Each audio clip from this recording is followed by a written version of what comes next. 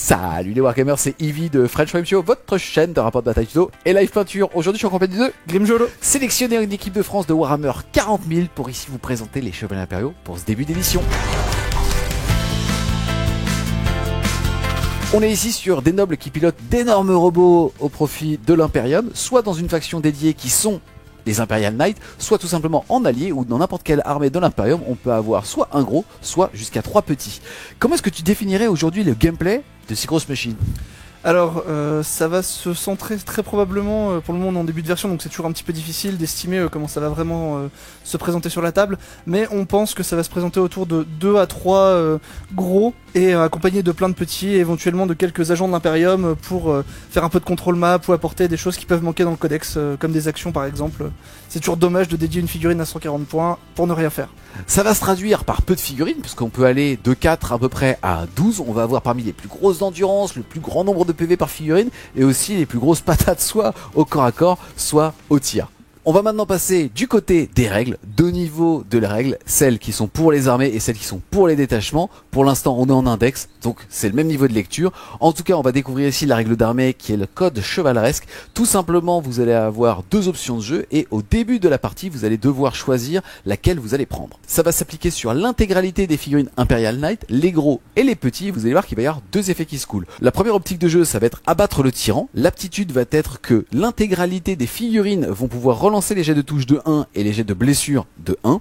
Et le haut fait, qui va donc vous rendre honoré, c'est le fait de détruire le seigneur de guerre ennemi. Il est précisé au sein des règles que si par exemple cette figurine est capable de revenir à la vie, dès la première fois où elle va mourir, alors on sera honoré. Et le deuxième effet, c'est reconquérir le royaume. Toutes vos unités vont avoir plus 1 en mouvement et plus 1 au jet d'advance et de charge. Et le haut fait, c'est de contrôler au moins un pion objectif qui serait alors dans la zone de déploiement. Alors en fait on va avoir du coup, normalement je pense que l'objectif c'est d'être proposé 2 niveaux sur ces 2 objectifs, un qui était censé avoir un haut fait un peu plus facile que l'autre, mais en fait on se rend compte que maintenant avec les chevaliers impériaux c'est toujours très difficile de se mouvoir sur les tables, peut-être a fortiori encore plus sur les tables WTC qui vont arriver, on attend toujours les layouts pour ça.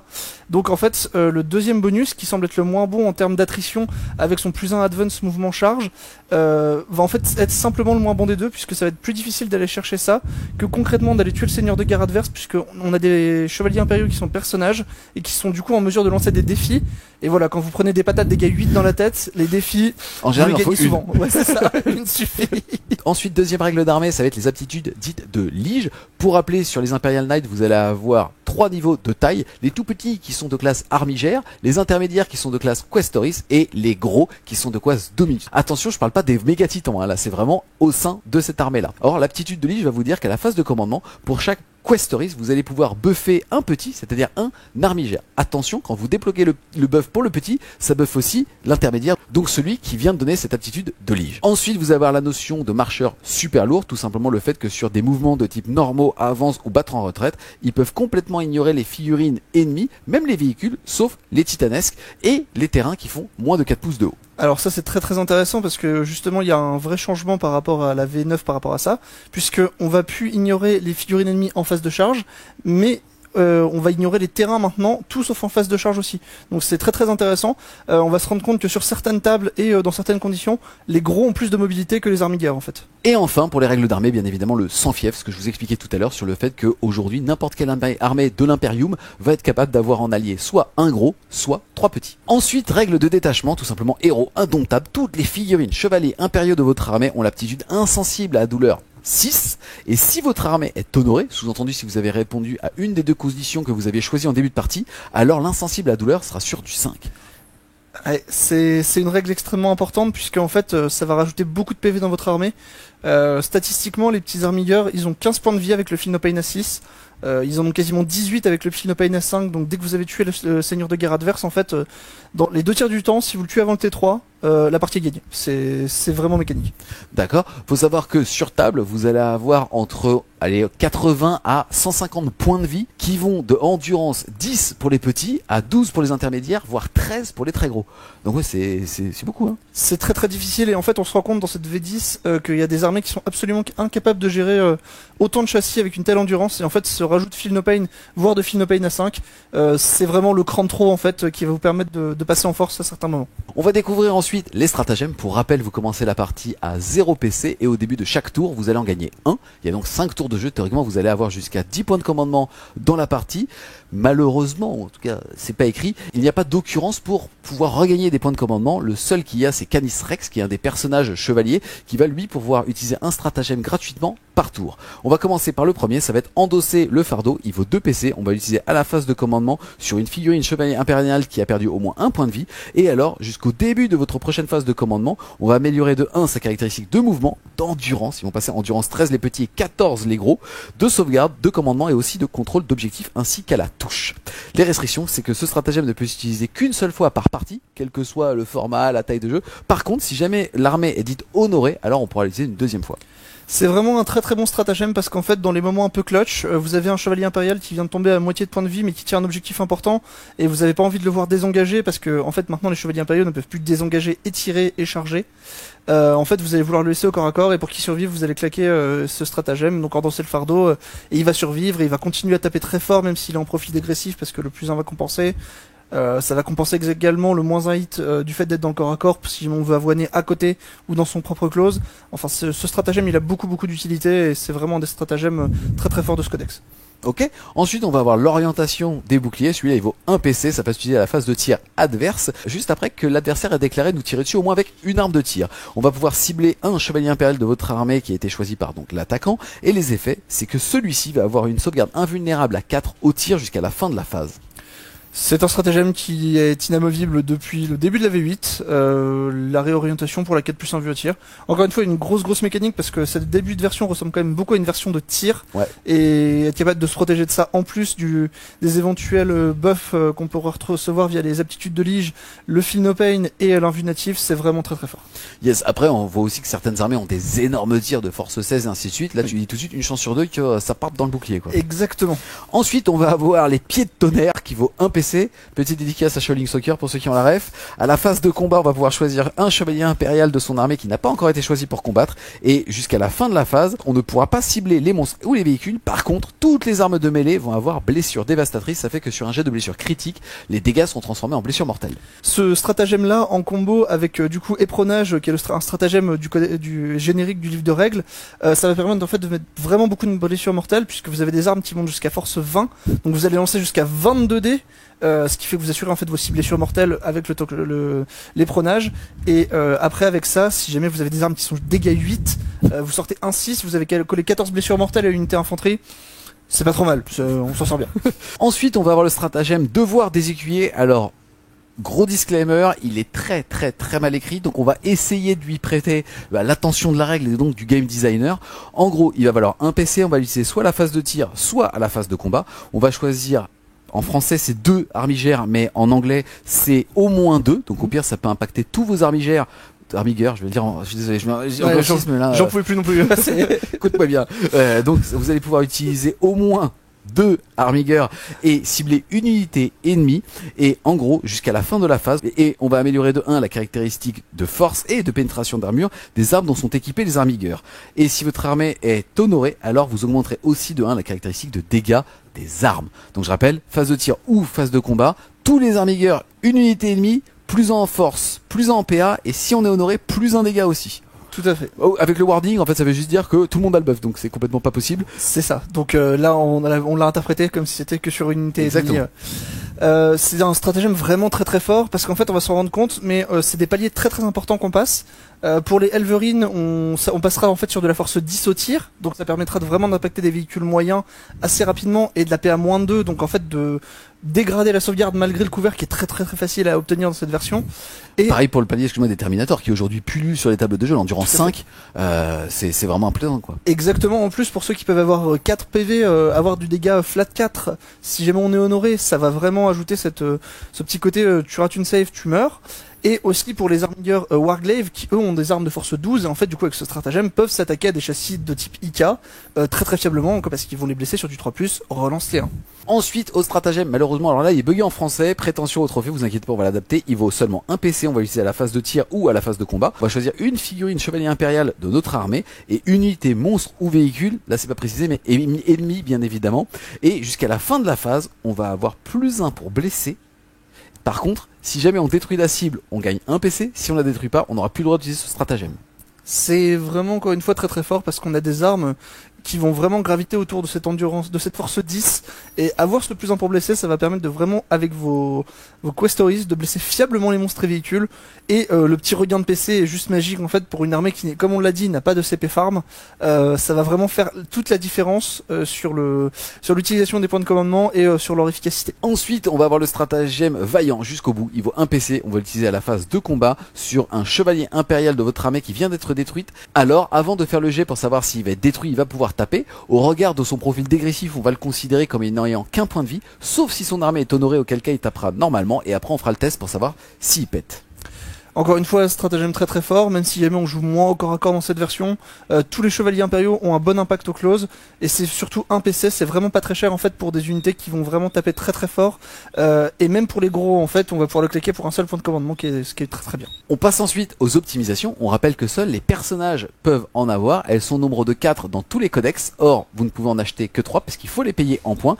Ici en l'occurrence, vous allez voir que tous les gros sont personnages. On va commencer par Chevalier Révéré, lui il vaut 20 points de victoire, on va le mettre donc sur une figurine chevalier impérial seulement, et tant que d'autres chevaliers sont à 6 pouces ou moins de lui, ils auront alors +1 en commandement, et si l'armée est révérée, alors cette bulle d'effet va passer de 6 à 12 pouces.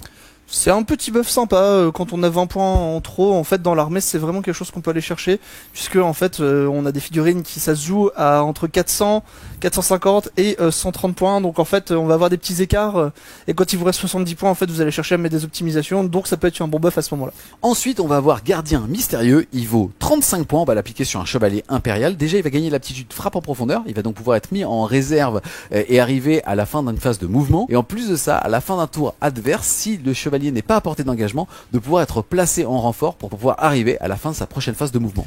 Vraiment aptitude encore une fois très très forte. On parlait du fait que, enfin on en parlera, que les chevaliers sont peut-être un petit peu plus vulnérables quand ils n'ont pas le tour 1. En fait cette capacité là ça va vous permettre de temporiser ou de faire une téléportation qui peut aller chercher des angles de vue très très forts. Le seul problème c'est que sur vos questories, vous ne pourrez pas donner vos capacités de lige en fait puisque vous n'êtes pas là pendant la phase de commandement. Yes, ensuite on va avoir le héros mythique qui vaut 25 points. Tu parlais justement des aptitudes de lige. Là tout simplement, figurine Questoris avec l'aptitude de lige, vous allez pouvoir le donner à une deuxième figurine Armigère qui est à 12 pouces. On a dit qu'on disait Armigère à partir de maintenant. J'ai mal. Très très fort tout simplement. Il y a on le verra plus tard, il y a des questoris qui ont des capacités extrêmement fortes, notamment en aptitude de lige. Je le donnais 2 fois, c'est juste très fort. Yes, en gros, en général dans une liste vous allez avoir 2 gros et 6 à 8 petits. Et bah là ça veut dire que vous allez avoir 3 petits qui vont être buffés en plus des gros, donc 5 figurines sur la table avec un buff, par exemple moins 1 dégât. C'est ça, on verra plus tard, le Warden, donc le vigilant français a accès à ce moins 1 dégât, et on la superposition entre l'invue au tir, le Feel No Pain et ce moins 1 dégât, ça va vraiment créer une surcharge très très difficile à passer pour infliger des dégâts aux Imperial Knights. Yes, ensuite on va avoir la bannière triomphale de Macarus, lui il vaut 30 points et ça va permettre d'avoir la fameuse règle sticky objectif, c'est-à-dire objectif bouton. Donc votre gros gars à partir du moment où il va contrôler un objectif, il va pouvoir s'en éloigner et continuer de le contrôler jusqu'à ce qu'un ennemi le reprenne. C'est très fort aussi parce qu'en fait on est dans une armée où on a assez peu de figurines, on n'a pas forcément envie de les employer pour rester sur des objectifs, donc on laisse un gros sur un objectif, un tour, et hop après on s'en va, on garde le contrôle de l'objet. Et on va terminer avec le Parangon inflexible, il vaut 40 points et tout simplement cette figurine Questoris va avoir moins 1 à la pénétration d'armure sur toutes les attaques qui le ciblent. En fait c'est Armor of Contempt, et dans une méta, même si jamais on va pas jouer énormément de close, il y a quand même des unités de close très très fortes, je pense par exemple au Terminator et ce genre de choses, mais qui n'ont que PA-2, et en fait ça va permettre de revenir à une quête plus, comme si on avait une envie à 4 au corps à corps. C'est vraiment très très fort aussi, ça peut permettre, avec le couvert notamment, d'avoir des IK un petit peu plus indépendants aussi. Yes, là on en voit 4, je rappelle qu'on peut en acheter un maximum de 3. Toi, lesquels tu mets systématiquement?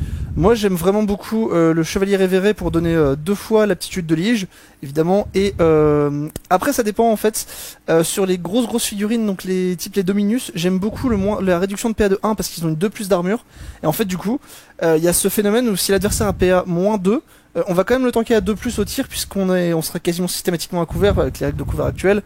Et en fait on va avoir cette amélioration de 1 de la sauvegarde qui ne marche pas avec les sauvegardes à 3+. Sinon, celle qui rentre assez facilement, c'est le plus 1 au commandement, et comme les armilleurs n'ont qu'un leadership de 7, c'est quand même pas mal d'avoir cette aptitude là aussi. On rentre dans le dur maintenant, des fiches techniques. On va commencer, désolé, par le Armigère Elvérien. Donc le Arminger Elverine, désolé mais c'est tellement plus stylé en anglais. Ouais. Pour le coup, il ne vaut que 145 points. Déjà au niveau de son châssis, c'est mouvement 12, endurance de 10, sauvegarde à 3, invulnérable à 5 au tir, 12 points de vie, commandement de 7, contrôle d'objectif 8. 145 points.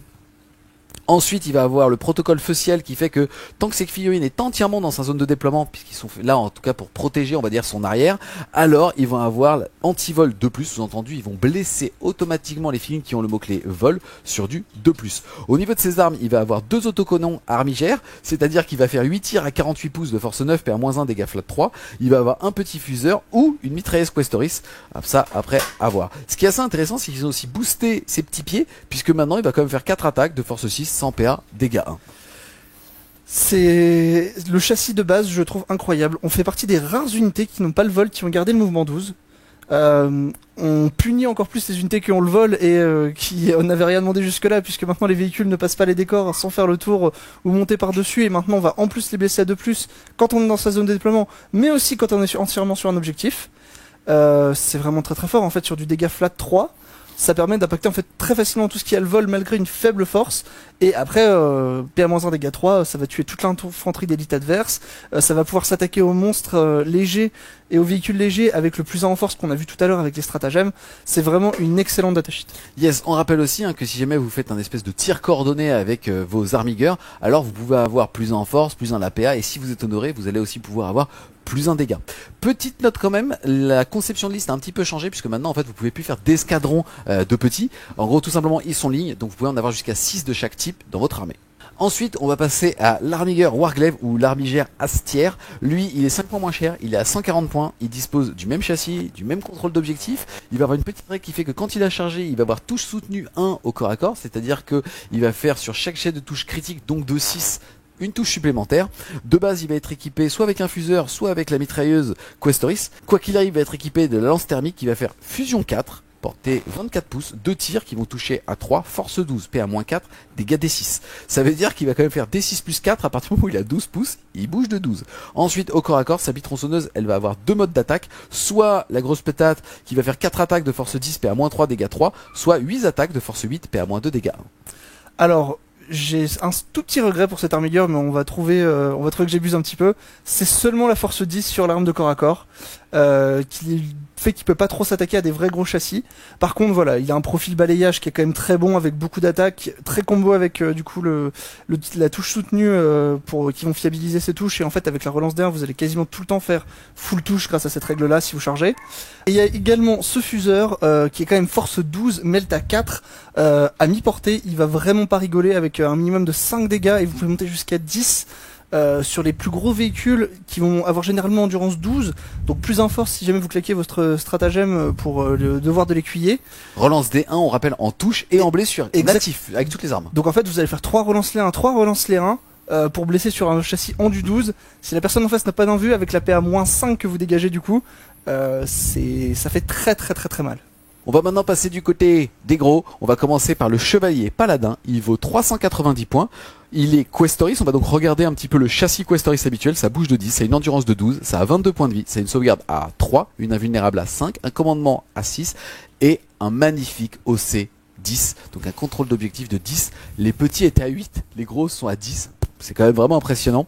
Ensuite, le paladin, il va surtout avoir comme aptitude le fait de pouvoir buffer les petits. C'est donc son aptitude de lige. On rappelle, au début de la phase de commandement, vous allez pouvoir choisir un petit et lui et ce petit-là vont avoir un bonus. On rappelle aussi qu'il y a une optimisation qui permet de le faire sur 2 petits. Ici, en l'occurrence, c'est le fait que ces armes vont avoir touche fatale. Un 6 pour toucher va donc blesser automatiquement la cible. Et lance, qui est l'aptitude qui dit qu'à partir du moment où vous avez chargé, vous allez avoir sur vos armes de mêlée plus 1 pour blesser. Ici, il va être équipé quoi qu'il arrive au tir avec un opusier à tir rapide qui va faire déflagration. Donc on rappelle par tranche de 5 figurines d'unité que vous ciblez dès la première, c'est un tir en plus. Lui, il va faire D6 plus 3, plus déflagration, de force 10, PA-1, dégâts 3. Ensuite, il va avoir un fuseur ou une mitrailleuse. Et au-dessus, il va choisir parmi un autocanon Icarus, une nacelle de lance-missile Iron Storm ou un lance-missile Storm Spear. Ensuite, au corps à corps, il va choisir entre la méga tronçonneuse ou le méga... C'est que des méga. Ou le méga gantelet. Tout ça pour le même prix. Est-ce que tu peux nous parler un petit peu déjà de son arme de tir et ensuite comment est-ce que tu l'équipes toi au corps à corps, qu'est-ce que tu préfères et pareil en fait comme c'est gratuit, qu'est-ce que tu mets en tourelle? Alors en fait le paladin c'est le Lyca qui a la plus longue portée, dans le sens où son obusier à tir rapide est porté 72, et en plus il est des tirs rapides D6 plus 3, donc ce qui veut dire qu'à 36 pas il va multiplier par 2 son nombre de tirs, plus le blast, et donc vous avez vraiment un très très beau volume de tir, avec par contre seulement PA-1 et dégâts 3, donc en fait il est en concurrence un peu avec le châssis Armigger en termes d'impact au tir. La nacelle que je veux lui préférer c'est la nacelle du type Storm Spear, en fait qui fait des tirs anti-char, force 8, -2, dégâts D6, qui en fait ajoute un petit côté sympathique et aléatoire en plus des tirs normaux. Les autres sont pas trop mal, mais encore une fois on est dans d'autres domaines, enfin on impacte sur d'autres domaines. La saturation c'est plus le domaine Armigger pour l'autocanon Icarus, et pareil la nacelle de tir Iron Storm n'a pas de PA, donne le couvert. Même si on tire sans ligne de vue, ça sera rarement impactant, donc vaut mieux mettre celle-là de mon point de vue. Ok, et pour Gare du Nord à 3h du mat, gantelet ou tronçonneuse? Ah bah, gantelet. Faut pouvoir passer dans la foule, donc encore une fois, c'est cette force 20, les pronages, qui vous permettent de déblayer effectivement ces foules, donc certaines armées qui vont vraiment pas apprécier de se prendre 6 blessures mortelles en début de phase de charge, qui counter pas mal de mécaniques qu'on a déjà vu dans d'autres codex avant, comme la réanimation Nécron, qui elle se fait uniquement en phase de combat ou en phase de tir. Les résurrections du culte aussi sont... D'accord, donc par ça. Pour un petit peu les comparer, en fait, soit à la tronçonneuse on va faire de 4 à 12 attaques, soit de force 14, soit de force 9, soit dégâts 6, soit dégâts 2, vous avez compris le principe, soit justement avec le gantelet, des attaques de force 20, dégâts 8, ou des attaques de force 10, dégâts 3. Vous allez donc utiliser le stratagème épronage qui vaut 1 PC. C'est un stratagème qui s'utilise à la phase de charge. Si votre charge est réussie, bien évidemment, vous allez prendre votre valeur de force. Ça va être le nombre de dés que vous allez pouvoir lancer. Et derrière, pour chaque 5+, ça va faire une blessure mortelle. Et si votre force est supérieure à l'endurance adverse, alors vous allez avoir +2 sur ce jet. Donc en l'occurrence, il n'y a pas aujourd'hui de figurines endurance 20 qui sont connues. Donc à chaque charge, vous allez faire 6 blessures mortelles. J'en profite aussi, vous pouvez le faire qu'une seule fois. Mais il y a un petit combo qui est que quand vous jouez avec Canis Rex, lui en fait c'est l'équivalent d'un capitaine Space Marine, qui dit qu'une fois par tour, vous allez être capable d'utiliser un stratagème à 0 PC, même si elle est déjà utilisée sur cette phase. Donc potentiellement, c'est 2 unités si vous décidez de jouer Canis qui vont pouvoir le faire pour 1 PC. Exactement. En plus, Canix, il a aussi un gantelet Thunderstrike, donc il va aussi lancer ses 20 dés. Par contre, Yvi, je crois que je dois te corriger sur un point de détail. Le Warlord, il a 20 d'endurance. Ouais, mais il est cassé. il est plus dans le décor, il est dans la mallette. C'est ça. Bon, globalement, les gars, on est dans l'ultra-violence. Moi, je suis très agréablement surpris qu'il ne coûte finalement que 390 points, les IK. Ça veut aussi dire que vous allez pouvoir faire des listes où vous allez en jouer potentiellement 5, plus quelques petits pour justement pour finir vos listes. Où avant, on était un petit peu bridé à 3-4. Je trouve que c'est plutôt positif. Maintenant, la vraie question, c'est que donc les châssis sont très séduisants, mais est-ce que le paladin est séduisant? Sous-entendu, est-ce que le fait de donner touche fatale et lance, c'est intéressant? En fait, on va vraiment sur une méta tir. Enfin, la version veut qu'on joue tir parce que les règles de charge sont très très contraignantes pour les armées de corps à corps. Donc en fait, le paladin, il va être un petit peu en dessous par rapport à d'autres IK qu'on va voir plus tard, notamment le Warden, qui pour le moment semble être la meilleure option de Questoris. On enchaîne ensuite avec son cousin, le Errant. Il vaut 375 points. Il a le même châssis. Par contre, lui, il va avoir des buffs différents. Déjà en passif, à partir du moment où il tire sur la cible la plus proche, il aura +1 pour toucher. Autant vous dire que bon, quand tu touches à 2 relances D1 ou 3 relances D1, c'est plutôt stable. Et lui, son pouvoir de lige, c'est le fait qu'il va pouvoir se donner à lui-même et à un petit à côté la relance des jets d'advance ainsi que l'aptitude assaut. Donc le fait de pouvoir courir et toujours pouvoir tirer sans malus. Ensuite, en termes d'équipement, on va pouvoir lui choisir parmi l'épée tronçonneuse ou le gantelet. Et au tir, pareil, au niveau justement de ses petites épaules, il va pouvoir mettre la même chose que ce qu'on a vu tout à l'heure. Pareil entre le choix du fuseur ou de la mitrailleuse, c'est vraiment sur son gros canon qui va être assez unique parce que il va avoir la règle déflagration, c'est-à-dire que encore une fois par tranche de 5 figurines de sa cible, il va ajouter un tir et aussi fusion 6 avec une arme portée 24, donc à 12 pouces, il aura 6 dégâts de plus, il va faire 2d3 tirs de force 12, PA-4, dégâts D6. Un profil encore une fois très très alléchant pour faire de l'anti-véhicule. On est dans la poésie. C'est une plume, tu vois. C'est la délicatesse. Il chatouille délicatement l'adversaire qui consent à se retirer derrière. Putain, t'es bon, t'as jamais pensé à écrire du lore? Putain, le futur Planet Wargame. C'est ça, exactement. Je suis un grand hobbyiste de toute façon. Plus sérieusement, est-ce qu'on a besoin d'une seule arme anti-char comme ça, ou est-ce que finalement le spam de canon thermal potentiel va pas rendre ça alléchant? Et pareil finalement, est-ce qu'on a envie d'avoir de l'assaut? Après peut-être demain, dans une grande mobilité. Mais qu'est-ce que t'en penses? En vrai, assaut c'est plutôt une bonne règle, il coûte pas très cher, mais le problème c'est que quand on le met en comparaison avec le nombre d'armilleurs pour son prix, c'est-à-dire quasiment 3, on se retrouve de 2d3, donc une moyenne de 4 à 6 tirs de canon, et en fait qui eux peuvent atteindre le palier décisif de la force 13, en fait, qui permet de s'attaquer facilement aux IK, surtout avec cette relance D1 qui va encore plus rentabiliser ce plus un bless factuel, donc il rentre un peu trop en concurrence pour moi avec les armilleurs Warglaive pour être vraiment intéressant à ce moment. Ensuite, on passe malheureusement à une petite déception, ça va être le chevalier Galant. Ça a toujours été la version de corps à corps parce que celui-ci, à part sur ses épaules, il a pas d'arme de tir. Il va avoir d'un côté la tronçonneuse, de l'autre le gantelet. Néanmoins, il a quand même 2 pas de mouvement de plus parce que lui, il va bouger de 12 et un petit peu plus d'attaque. De base, il va avoir moins 1 pour être touché quand il est au corps à corps. Et son pouvoir de lige, c'est le fait que lui et le petit camarade qu'il a buffé vont pouvoir relancer les jets de charge et aussi l'intégralité des jets de touche au corps à corps. Si on était dans une méta de corps à corps, ce moins 1 pour toucher serait intéressant, mais encore une fois, on n'a pas d'invue au close, on n'a pas vraiment envie d'y aller, on est quand même relativement fragile. Et il est plus cher en plus, normalement c'est l'ICAL moins cher, là il est plus cher. On va faire un petit détour juste, est-ce que pour le corps à corps, t'as pas quelque chose chez Forge World à nous proposer? Si, on le verra plus tard je pense, mais le Night Lancer est largement meilleur. Il a 2 pas de mouvement supplémentaires, l'invue à 4 au close, 3 PV de plus, il a l'Advance et charge qui donne une aptitude de leash qui est quand même beaucoup mieux que la reroll des charges.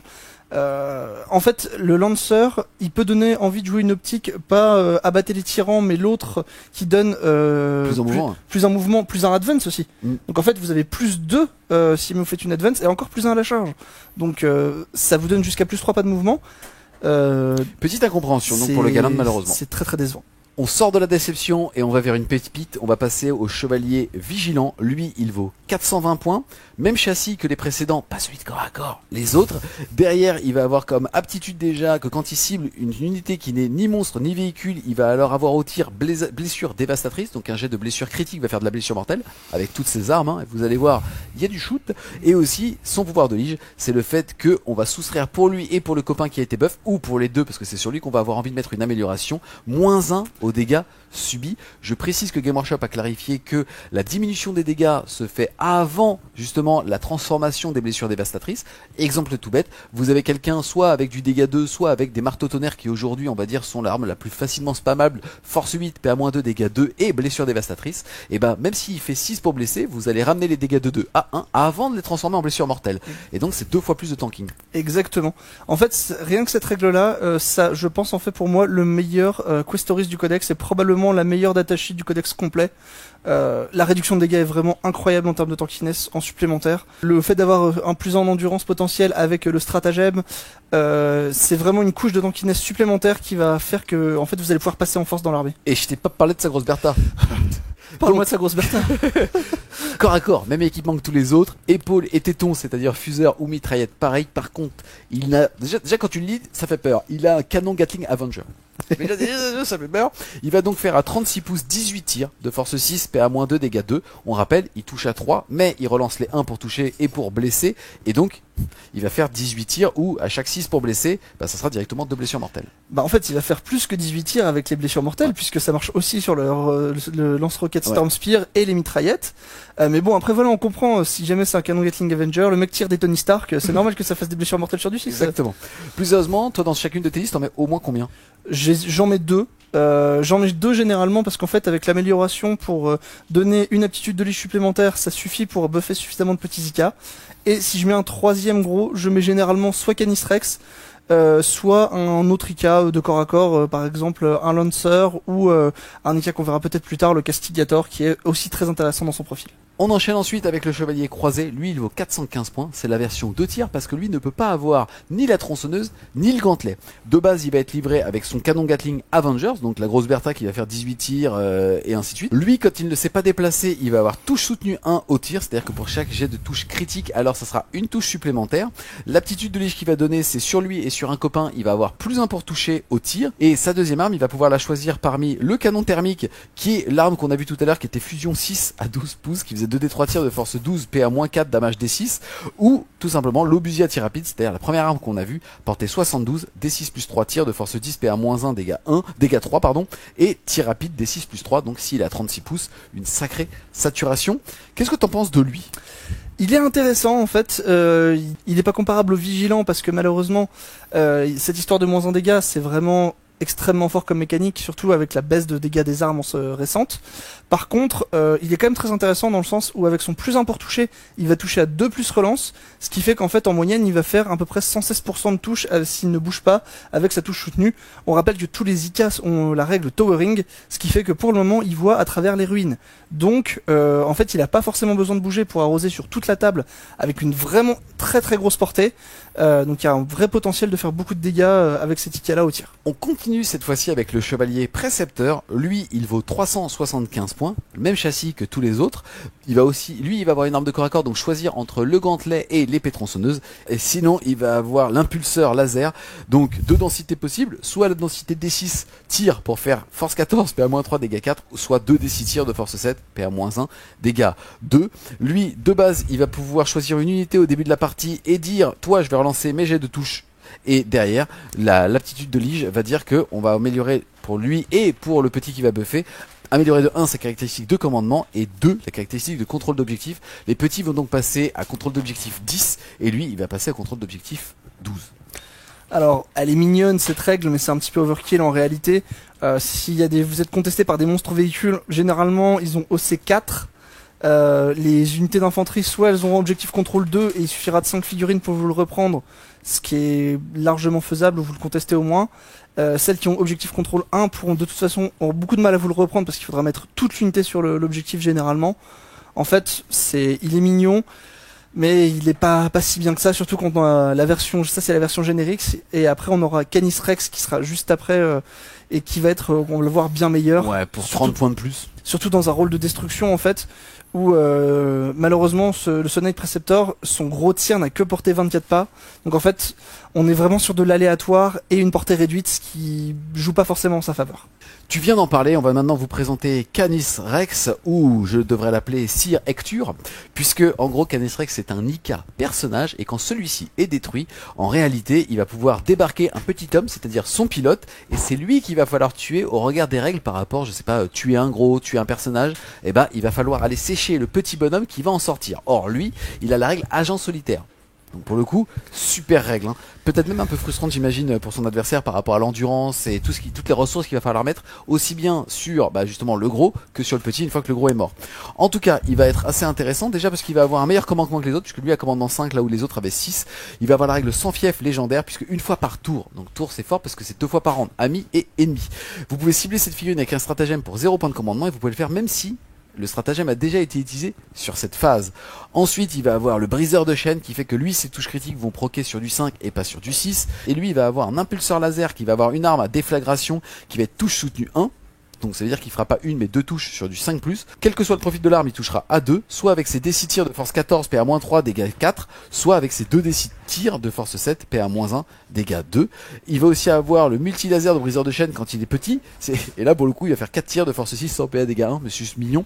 Et au corps à corps, lui il a la main de la liberté, qui va lui permettre de faire soit 5 attaques de force 20, PA-3, dégâts 9, parce qu'on est dans la violence, soit 10 attaques de force 10, PA-2, il a hérité du -1 à la PA, dégâts flat 3. Eh ben, oui, faut dégâts 9, parce que dégâts 8, attends, on allait être peut-être un peu limite pour one shot Abaddon par exemple, Voilà. Au hasard.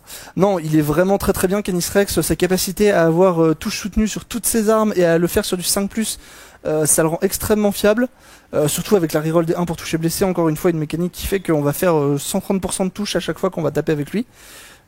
Et en fait, Sir Hector a un potentiel de frustration énorme parce que quand vous allez être face à votre adversaire et qui va jouer abattez-le et tuez les personnages, Sir Hector, il vaut quand il débarque 5 de véhicules, 4 de personnages et 4 de personnages parce qu'il est personnage lui-même. Donc il vaut pas loin de 13 points de victoire sur le scénario pour les secondaires adverses. Donc c'est très frustrant d'avoir cette unité là, surtout qu'on peut plus la cibler au tir à plus de 12 pas. Enfin, c'est vraiment excellent Knight. On enchaîne ensuite en changeant de classe, on passe des Questoris, c'est-à-dire des moyens aux très gros, c'est-à-dire aux Dominus. On commence par le chevalier Castellan, il vaut 495 points, il a 1 point d'endurance de plus, puisqu'il a une endurance de 13, 24 points de vie, sauvegarde de 3 qui passe aussi à 2, toujours invulnérable à 5. Il va avoir comme première règle l'égide iconique qui fait que les petits armigères, 6 pouces de lui, vont avoir le bénéfice du couvert quoi qu'il arrive, et aussi que lui, à chaque fois qu'il va faire une attaque de tir contre un monstre ou un véhicule, il va relancer tous les jets de dégâts de 1.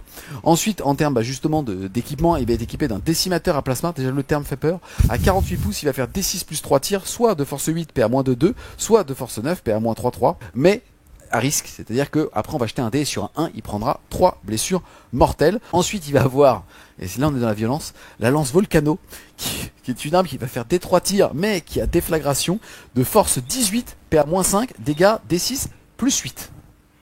Oui, somme toute logique, ça paraissait normal. La violence quand même.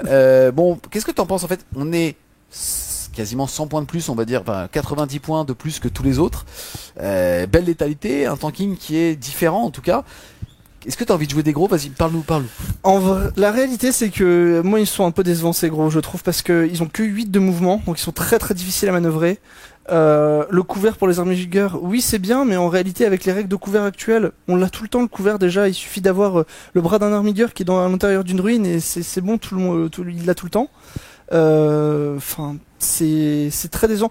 La létalité elle-même est impressionnante sur le papier, mais en fait quand on fait les calculs, D6 plus 3 tirs, ça fait seulement 7 tirs, force 9 moins 3-3, donc trop juste pour s'attaquer à des châssis importants, et le D3 tir de force 14 va avoir tendance à s'empaler dans le blast en fait.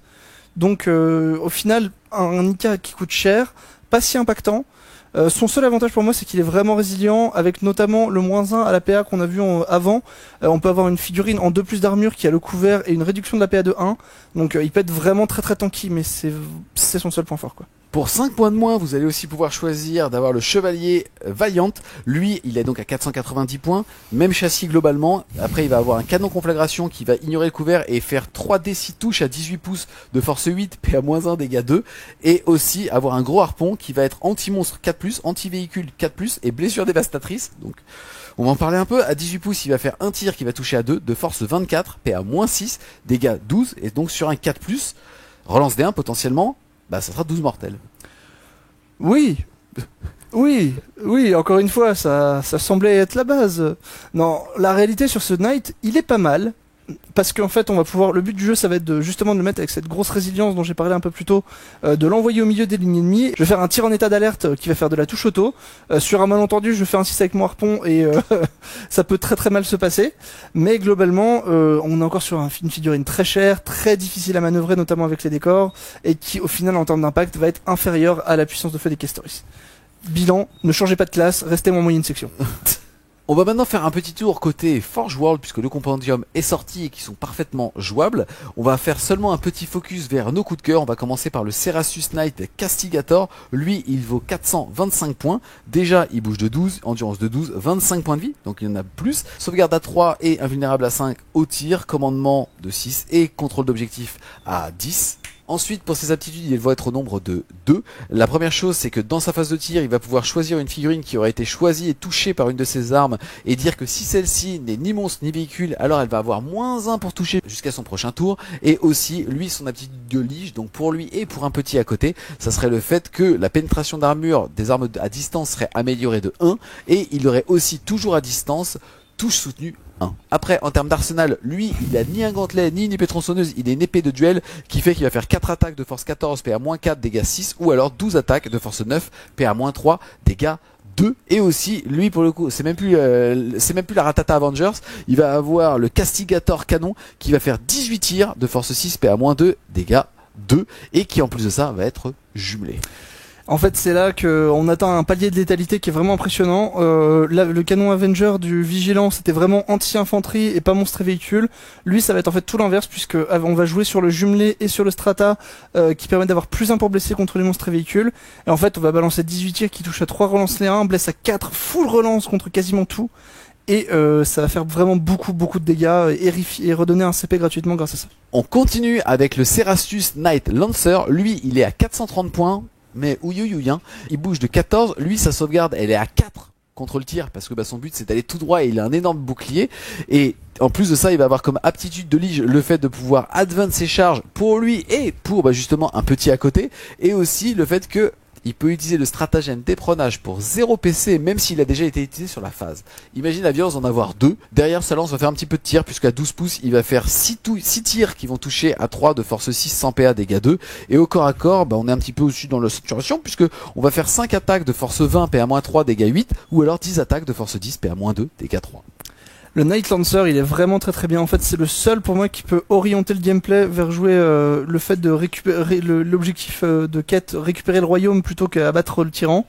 Parce qu'en fait, du coup, le fait de prendre ça va vous donner en fait plus 3 mouvements avec lui, puisqu'il y a le mouvement, l'advance et la charge qui vont avoir plus 1. Donc ça c'est très important. Le fait qu'il ait une 4+ en vue aussi est extrêmement importante, et c'est au tir et au corps à corps. Chose très rare, c'est le seul Knight qui a une envie au close. Donc en fait on va avoir un chevalier qui va bouger donc de 16 avec un +1 à la charge, +1 des 6. Donc en fait vous bougez de 16, vous faites des charges à 3 des 6 +1. Donc ça fait une moyenne de 27 pas de distance de charge, ce qui est pas trop mal. Et après beaucoup d'attaques de corps à corps, dégâts 2, potentiellement blessures dévastatrices contre les unités qui ne sont pas monstres ni véhicules grâce au stratagème piétinement éclair. Vraiment un très bon knight en fait pour son coup en point, et qui peut lui orienter le gameplay vers des chevaliers de corps à corps, à voir avec les évolutions des layouts, tout ça, pour évidemment voir comment ils se manipulent. Mais s'il y a des nerfs sur les autres chevaliers et sur le style de jeu de tir, c'est peut-être vers ça qu'on se réorientera. Et on va terminer côté Forge World. Non pas que le reste soit pas jouable, c'est juste que c'est quand même moins intéressant. On sent que peut-être trop de direction prise aussi sur ces différents modèles, peut-être trop de polyvalence, peut-être aussi que Game Workshop est frileux à l'idée de mettre un coup en point attractif sur ces différents modèles. Là, juste pour le plaisir et parce qu'il est magnifique, on va parler un petit peu de l'Agastus Knight Asterius. Lui, il vaut quand même la bagatelle de 730 points. Maintenant, il va envoyer un petit peu, il est endurance 13, 30 points de vie, sauvegarde à 2. En aptitude, ça va lui permettre d'ajouter 1 à la caractéristique de force et aux dégâts sur les véhicules, et à 2 sur les fortifications. Et sinon, il va pouvoir faire 6 tirs de force 16, PA-2, dégâts 6, donc 7 sur les véhicules, avec le fait de faire sur chaque 6 des 3 touches en plus, de pouvoir relancer les jets pour blesser, et la règle Conversion qui dit que s'il tire sur une unité à plus de 24 pouces, alors les touches critiques pour justement les D3 touches en plus se feront non pas sur du 6, mais sur du 4+, et derrière il va avoir un petit mortier aussi, et au corps à corps, il a des gros pieds qui font qu'il va faire 6 patates sur du 4+, de force 10, PA-1, dégâts 2. On a un très bon châssis, très résistant, encore une fois très sensible et très favorable à ce -1 PA qu'on a vu avant. Une puissance de feu qui est quand même largement supérieure à celle du Castellan, puisqu'il va avoir 2 fois des 3 tirs, donc 4 tirs en moyenne, qui vont en réalité faire 8 touches à peu près stat, avec l'histoire de la relance des 1, plus le Sustained Hit qui trigger sur du 4+. À côté de ça, on a un mortier qui tire sans ligne de vue, et 12 tirs force 6 PA0 dégâts 2 voire 3 sur les véhicules avec Devastating Wound. Ça commence à faire une belle plateforme de tir sur on ce est chez Knight. Forge World, on a le droit aux anglicismes. Je précise. C'est important. Puisque sinon c'est un monde forge. Tu vois ce que je... pardon. C'est lourd tout ça. Pardon. Donc plus sérieusement, il est cher quand même. Hein. Est-ce que tu as envie de mettre autant d'œufs, même s'il est très stylé, même si cet œuf est magnifique, est-ce que tu as envie de mettre autant d'œufs dans le même panier, quoi? La réalité, c'est probablement que non, mais je pense qu'il peut être intéressant en fait dans une logique peut-être un peu plus d'équipe, s'il y a vraiment beaucoup de gros chevaliers qui viennent se pointer sur les tables. Je sais par exemple que un des gros défauts de la liste chevalier impérial avec les 2 Bowarden, c'est qu'en fait, face aux dégâts -1 en face, on a beaucoup de mal à le tuer. Et en fait, quand il y a 2 Zika deux chevaliers impériaux qui vont se rentrer dedans avec des Warden, ça va être un combat de ballon de plage en fait. Ouais. Ils vont rebondir comme ça les uns sur les autres. Et avoir un bébé comme ça dans l'armée, ça peut permettre de débloquer légèrement cette situation. On a fait le tour, les amis, justement de cet index chevalier impérial. Je trouve que c'est très bien, puisque pour le coup, là en fait, Game Workshop a déporté sur l'ancienne édition tous les vecteurs qu'on avait sur les stratagèmes pour créer du jeu à des règles intrinsèquement bonnes. C'est-à-dire que pour le coup, le fait d'ignorer toutes les figurines, sauf les titans titanesque, bah déjà ça fait vachement plaisir, et aussi quand même grosse létalité, enfin en tout cas disons qu'on va avoir peur de l'IK, tout en maintenant on va dire cette saveur au niveau de l'honoré. Exactement, en fait on va encore une fois avoir cette mécanique de vouloir aller chercher un objectif en particulier qui est prévisible et l'adversaire ne peut et doit jouer en fait en conséquence autour de ça. Par contre, autre chose très importante pour le chevalier impérial, et on va voir si ça évolue dans les mois à venir, c'est la règle towering qui fait que maintenant en fait quand on peut tirer sur le chevalier peut aussi vous tirer dessus, et ça va éviter tout ce côté extrêmement frustrant et qui n'avait vraiment aucun sens en fait, d'avoir un hammerhead caché derrière un muret de 10 cm et qui bombardait votre chevalier impérial à l'autre bout de la map sans que celui-ci ne puisse rien faire en retour. Historiquement, en tout cas avant vraiment que Game Workshop décide de donner une âme aux chevaliers impériaux et aux chevaliers hérétiques, puisque maintenant il y a un mécanisme d'effroi, donc d'aura négatif pour justement le chaos, et il y a un mécanisme justement d'honneur chez les IK qu'on vient de découvrir. Quelle est l'autre différence majeure, en tout cas quelqu'un qui pourrait jouer les deux avec une liste un peu similaire? En fait, chez les chevaliers impériaux, on va avoir vraiment ce côté tanking et fiabilité avec la réduction des dégâts, le feel no pain. Là où chez le chevalier du chaos, en fait, il y a ce stratagème qui est incroyable et qui permet à des armigueurs de traverser les murs, donc soit deux petits, soit un très gros, de traverser les murs. Et ça, en fait, ça va complètement débloquer des situations où justement, je pense personnellement que chez le chevalier du chaos, les classes Dominus sont beaucoup plus jouables grâce à cette règle-là, puisqu'en fait, passer à travers les murs, ça permet par exemple de poser son Valiant beaucoup plus rapidement au milieu de l'armée adverse pour aller chercher des tirs en état d'alerte très très fiables. D'accord. Est-ce que tu peux nous parler rapido d'archétype de liste que tu as commencé à faire uniquement IK? Pour le moment, en termes d'archétype de liste, j'ai déjà testé plusieurs armées, une avec plutôt trois gros, donc j'ai testé avec 2 Warden avec 2 Vigilants et un Castigator, 2 Warden et 7 petits, 2 Warden et Canis Rex, donc forcément on retrouve beaucoup le Warden parce que je trouve que c'est la meilleure unité du codex pour le moment, et en fait à chaque fois on va venir ajouter un agent de l'Imperium, donc généralement c'est la Calidus qui a vraiment d'excellentes règles et qui est très complémentaire avec le gameplay chevalier impérial. Yes, en gros elle va pouvoir vous dire qu'une fois par partie, quand votre adversaire utilise un stratagème, alors la prochaine fois qu'il utilisera, ça lui coûtera un PC supplémentaire. Pour 115 points, plus le fait que c'est un petit sol qui va pouvoir justement se téléporter partout, qu'elle peut très facilement se cacher parce qu'en plus elle est agent solitaire et ainsi de suite, c'est une vraie épine dans le pied, surtout quand on joue des IK. Exactement, donc c'est vraiment une figurine qui est vraiment très complémentaire avec l'armée, et voilà, à chaque fois dans les tests ça oscillait entre 4 et 7 armigueurs. J'ai testé une fois les classes Dominus, j'en suis très vite revenu. Maintenant il faut voir comment ça se comporte dans la méta avec ces Eldar qui pour le moment dominent un petit peu, et comment est-ce qu'on va se poser sur des archétypes de liste pour l'équipe de France. Bon, en tout cas franchement très très très bon taf de la part de Game Workshop, un codex qui en termes d'échelle de puissance, bon déjà à l'intérieur de celui-ci permet de jouer des petits, quand même au moins 2 gros, même si, alors toi, ce que t'aimes, c'est vraiment le fait d'avoir moins un dégât. Ils sont tous jouables, le fait d'avoir des lances, le fait de débloquer la règle lance, par exemple, ça va vous donner un gameplay un peu plus nerveux, et vous serez systématiquement à portée de fusion, par exemple. Le fait d'aller aussi chez Forge World avec les lancers, alors ils sont pas encore disponibles en plastique, mais que Games allait justement les sortir et les rendre disponibles avec des kits plastiques. Donc franchement, c'est quand même super cool de se dire que tu peux jouer soit beaucoup de gros, soit finalement beaucoup de petits. Enfin vraiment, c'est un bon travail de Games. Bah du coup, en fait, peu importe le contexte de jeu, en fait, Game Workshop a fait vraiment un bon travail, en fait. Il y a vraiment un échelonnage dans ces chevaliers impériaux en fait qui va vous permettre de sortir ce que vous voulez comme armée selon votre gameplay, un gameplay plutôt corps à corps, un gameplay plutôt tir, et à différents niveaux de dureté en fait, en échelonnant avec la force des chevaliers, des différents chevaliers impériaux.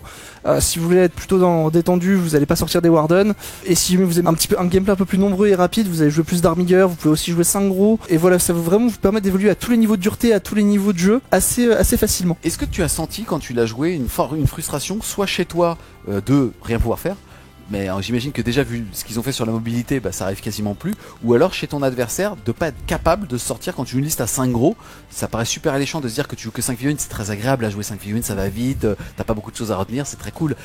Est-ce que tu as senti de la frustration donc? Il y a des frustrations qui peuvent exister quand vous jouez contre certains codex, puisqu'on a vu dans cette V10 il y a vraiment un écart entre les codex vers le haut et le bas du panier. Il y a des codex qui n'ont pas du tout les armes pour gérer des gros véhicules comme ça.